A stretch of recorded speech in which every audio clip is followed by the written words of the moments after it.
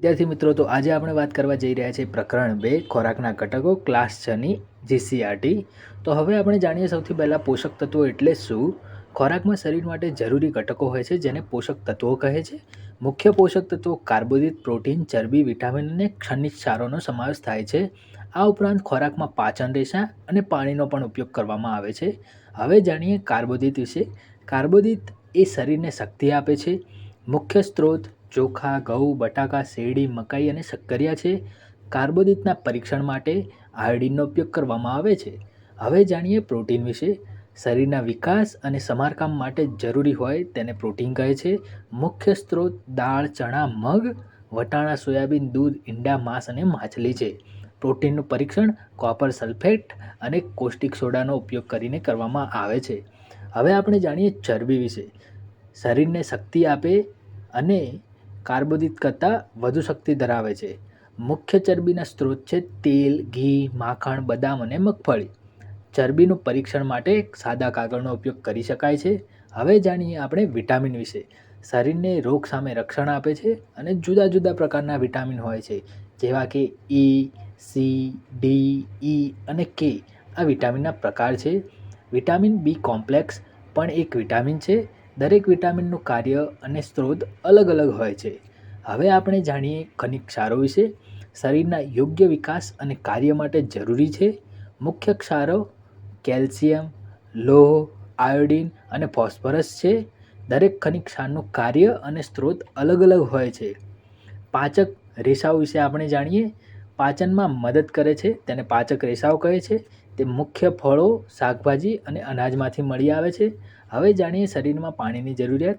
શરીરમાં વિવિધ કાર્યો કરવા માટે પાણી બહુ જરૂરી છે. ખોરાકમાંથી પોષક તત્વોનું શોષણ કરવામાં મદદ કરે છે.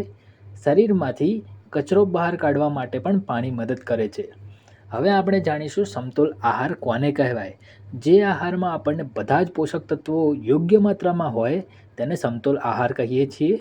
સમતોલ આહાર શરીરના યોગ્ય વિકાસ માટે અને સ્વાસ્થ્ય માટે જરૂરી છે. હવે જાણીએ આપણે ત્રુટિજન્ય રોગો વિશે.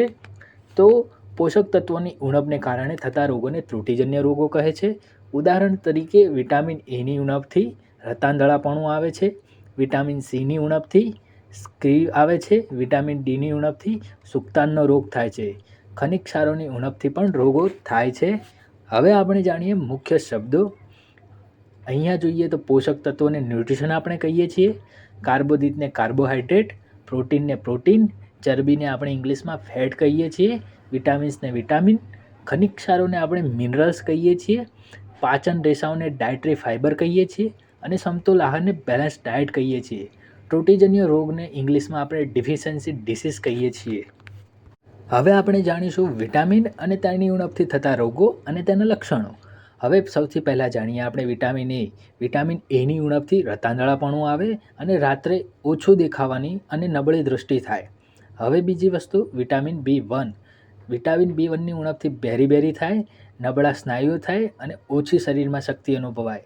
વિટામિન સીની ઉણપથી સ્ક્રીવ રોગ થાય, પેઢામાંથી લોહી નીકળવું, ઘા રૂંઝાવામાં સમય લાગવો, તો એ વિટામિન સીની ઉણપથી થાય. વિટામિન ડીના કારણે સુક્તાન નામનો રોગ થઈ શકે છે, જેનાથી હાડકાં નબળા અને વાંકા થવા લાગે છે. હવે વિટામિન ઈની ઉણપથી સ્નાયુઓમાં નબળાઈ આવે છે. સ્નાયુઓ નબળા પડવા, પ્રજનન ક્ષમતામાં ઘટાડો થાય એ વિટામિન ઈની ઉણપથી થાય. હવે જાણીએ વિટામિન કે વિશે. લોહી ગંઠાઈ જવામાં વિલંબ થાય, વાગવાથી લોહી જલ્દી બંધ ન થાય તો વિટામિન કેની ઉણપ છે એવું જાણવા મળે. હવે જાણીએ વિટામિન બી કોમ્પ્લેક્સ. બી કોમ્પ્લેક્સથી આપણને વિવિધ જાતના રોગો થઈ શકે છે. ઉણપના કારણે ત્વચાના રોગો, પાચન ક્રિયામાં ખામી, નર્વસન સિસ્ટમમાં ખામી જેવી વિવિધ રોગો આપણને થઈ શકે છે. તો વિટામિન આપણા શરીરમાં બહુ જ અગત્યના હોય છે. તો આપણે સમતોલ આહાર લેવો જોઈએ. જો તમને વિડીયો ગમ્યો હોય તો લાઇક, શેર અને સબસ્ક્રાઈબ કરી લેવું.